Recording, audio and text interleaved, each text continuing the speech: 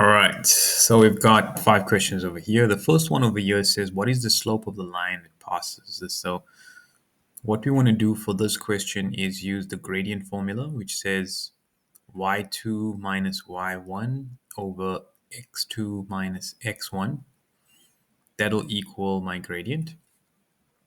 And if I make this x1, y1, x2, y2, and substitute it into this formula, I'll get my gradient. So it'll be 8 minus 4, y2 minus y1, x2 minus x1. Going backwards, and that's 6 minus 2. 6 minus 2. 8 minus 4 is 4. 6 minus 2 is 4. 4 divided by 4 is 1. And so the answer here will be B, 1. Okay. The y-intercept of the line that passes through these 2 points. Now, the y-intercept is where the line cuts the y-axis. At the moment, we need to develop the equation. So we're going to do the same thing again and get the gradient first.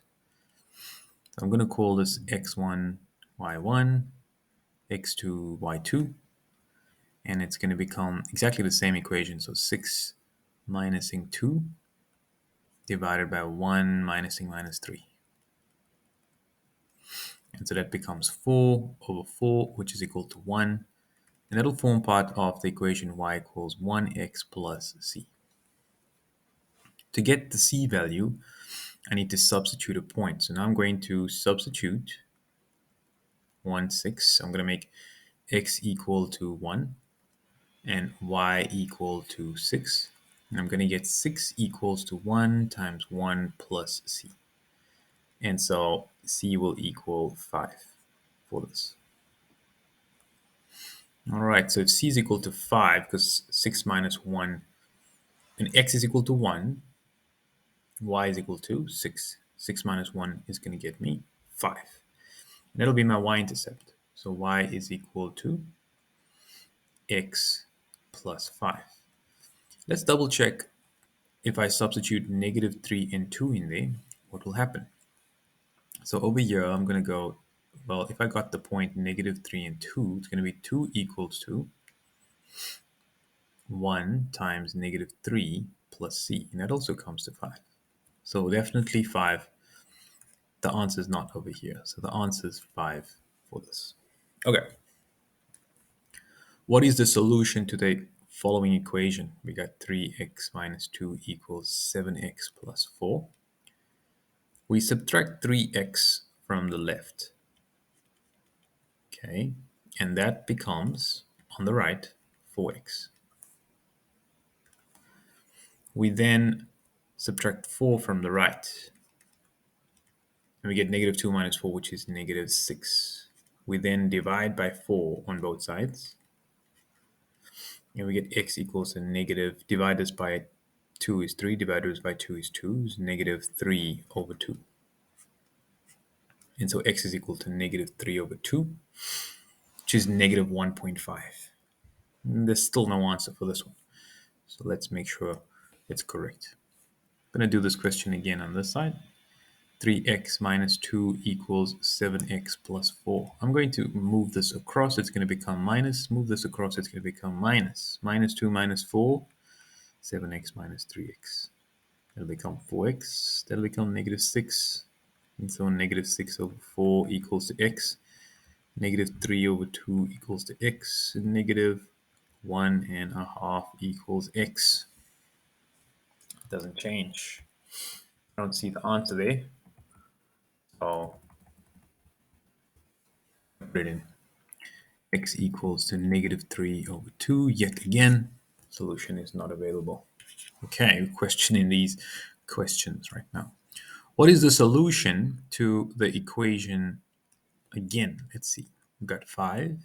X plus 3 equals 2x minus 1 plus 7.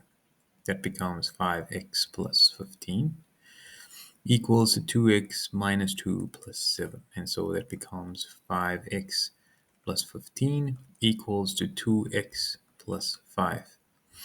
We subtract 2x and subtract 15 on the other side. 5x minus 2x equals 5 minus 15. That becomes negative 10.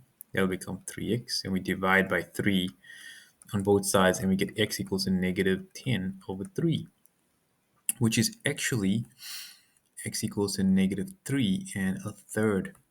Do we have it here? I don't see it, right?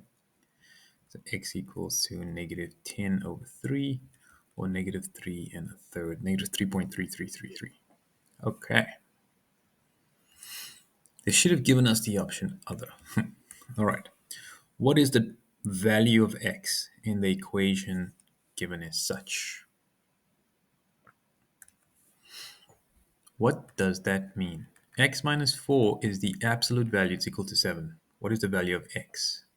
This means that I can have negative x minus 4 equal to 7, in which case I'll get negative x plus 4 equals to 7, and 4 minus 7 is negative 3, moving x to the other side.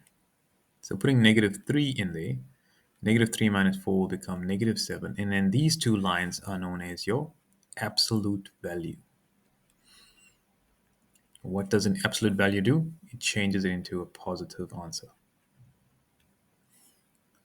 Now, the other option is we keep it as is and we move it over, and x becomes 11. Because if I put 11 minus 4 in there, I'll get 7 as well. So x can be 11 or negative 3. So it can be negative 3. And here we got two answers. So both answers, negative 3 and 11, are both correct for this one over here. Okay, let's keep going. Let's see what the next few over here. Okay, if we can.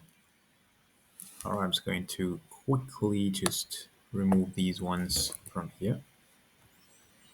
There we go. Let's try the last 4 questions over here.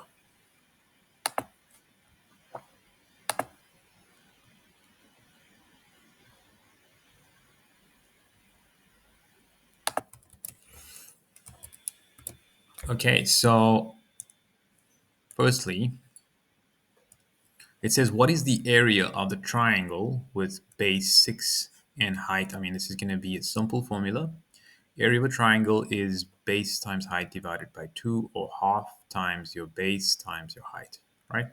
So half of 6 times 8, which is 48 divided by 2, which will come to 24 centimeters squared for that. What is the volume of a cube, it says now, with side length of 5? Now that's 5 to the power of 3, which is 125 centimeters cubed for this one over here. All right. Okay, and then what is the perimeter of a rectangle? What is the perimeter of a rectangle? 9 and 4. So this is 9 and this is 4.